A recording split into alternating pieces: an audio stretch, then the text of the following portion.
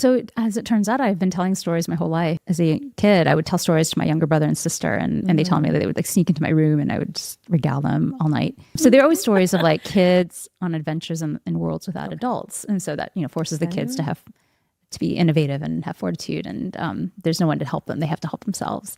And at some point in my journey, not very long ago, I finally realized, oh, all my novels are that way. It's like kids in a world without adults, especially this one, because it's codes and conspiracy. So this one's dedicated to my siblings, because I'm like, here's like the group story. That's what we call them, the group stories, because it would be like a bunch of our friends and cousins and on adventures together.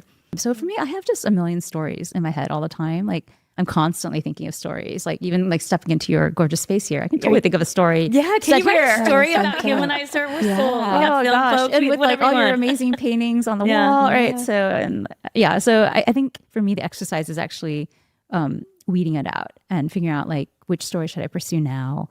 And a lot of little stories, like a novel is like a million ideas, right? So which idea belongs in which novel? So when I was first starting out, I mentioned that 120,000 word novel. That's before I knew like I could write more novels. And so everything was going into one novel. But now that I understand, like I have multiple projects, I have buckets and buckets of different projects now. So when I get an idea, I usually slot it in somewhere and like this very long list on my iPhone. And over time, like it just kind of noodle on it and cultivate it, and they pull the threads together. And that's how the novel ends up forming.